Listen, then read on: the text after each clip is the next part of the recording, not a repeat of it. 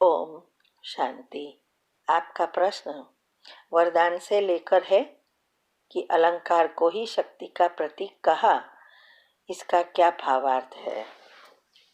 तो आपको मैं सारा वरदान ही समझा देती हूँ तो सब आ जाएगा। तो प्रश्न अनुसार वरदान, महावीर बन, बाप का साक्षात्कार कराने वाले, वाहनधारी और अलंकारीधारी भव। उत्तर है, वैसे भी हम शास्त्रों में व्यापकति में हनुमान जी को ही कहते हैं महावीर। उनकी जो विशेषताएं हैं वो हमें धारण करनी है, तब हम देवी के रूप में पूजा सकेंगे।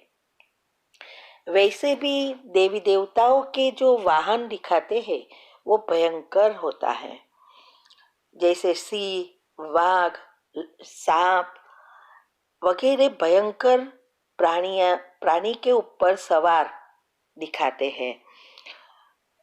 क्योंकि पहले तो इस प्राणी को पकड़ना और वश में करना ही मुश्किल है।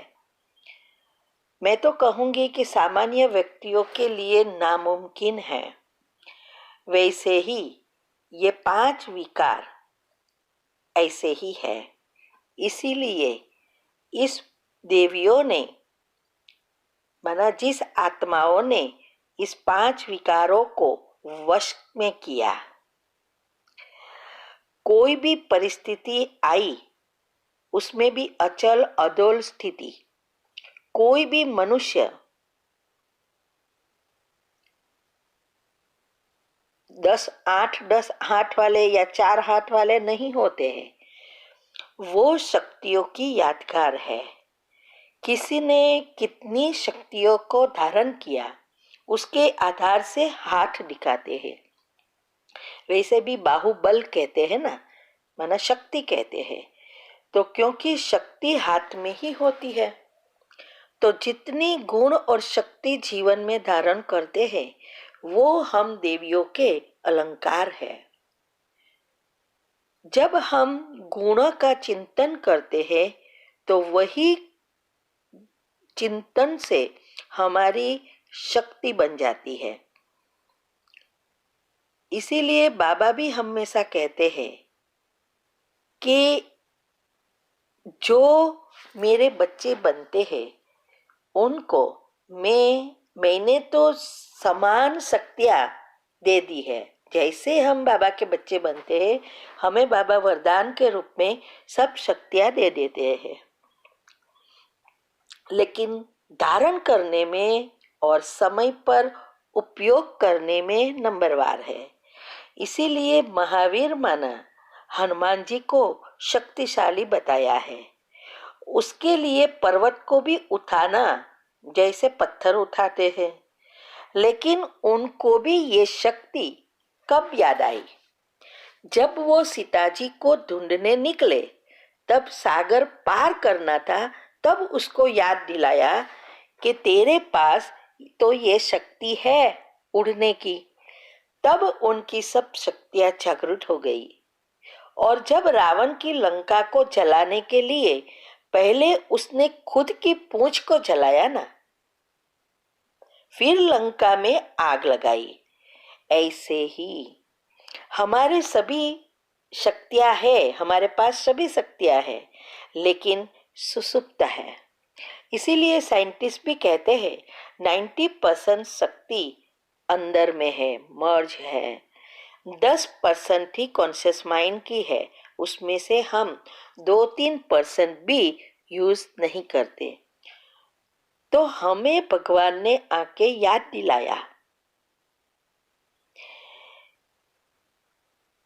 कब याद दिलाया? जब ये कलयुगी सागर पार करने का समय आया और सच्ची सीता रूपी आत्मा को फिर से सोना बनाने के लिए जब ये समय आया, तब ही भगवान ने आके हमें ये याद दिलाया कि सब शक्तियां आपके पास है और सरल रास्ता बता दिया कि कैसे उसे जागृत करें। दुनिया में सब कहते हैं कि हमारे अंदर सारी शक्ति है, इसीलिए मेडिटेशन करो, पॉजिटिव विचार करो, लेकिन किसी ने नहीं बताया कि इसको जागरूक कैसे किया जाए। और बाबा ने सिंपल भाषा में बताया, बस गुणों का चिंतन करो तो ऑटोमेटिक सारी शक्तियां बाहर आना शुरू हो जाएगी, चक्र खुल जाएंगे, तो ये कुंडलिनी रूपी शक्ति ऊपर चली जाएगी। लेकिन उनको जागरूक करने के लिए पहले मना, इस शक्तियों को जागरूक करने के लिए पहले अपनी मैंपन या देह अभिमान रूपी जो पूंछ है उसको जलाना पड़ेगा, खुद को जलाना पड़ेगा, तब रावण राज्य को जला सकेंगे, समाप्त कर सकेंगे। दुनिया में लोग क्या करते हैं, दूसरों की पूंछ जलाते हैं, दूसरों का परिवर्तन करने की कोशिश करते हैं, उसके पीछे ही पड़े रहते हैं और खुद को जैसे हम तो संपूर्ण है ऐसे समझते हैं। लेकिन बाबा ने सिखाया कि खुद को परिवर्तन करो तो विश्व परिवर्तन हो जाएगा, अपनी पूंछ जलेगी तब ये रावण राज्य खत्म होगा। इसके लिए ही ये तीव्र पुरुषार्थ की जरूरत है।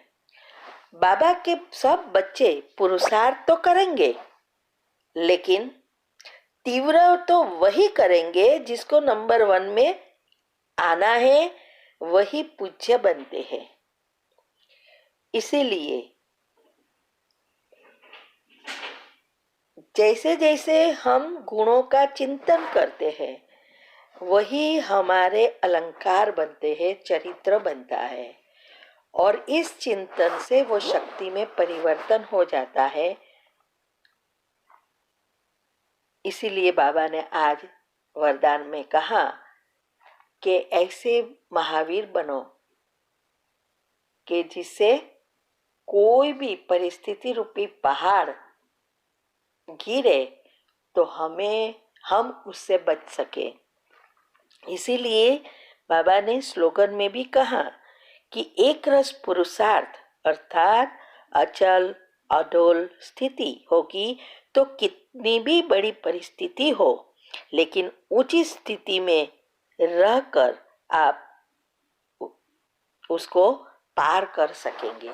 अगर नीचे ही घूमते रहे तो पहाड़, छोटा सा पहाड़ भी हमें हिला देगा, छोटी सी परिस्थिति भी हिला देगी। लेकिन अगर हम उच्च स्थिति में माना आत्मिक स्थिति में रहेंगे तो ऊपर से हर एक चीज छोटी हो जाती है। इसीलिए बाबा ने ये वरदान और स्लोगन बहुत अच्छा दिया। ओम शांति।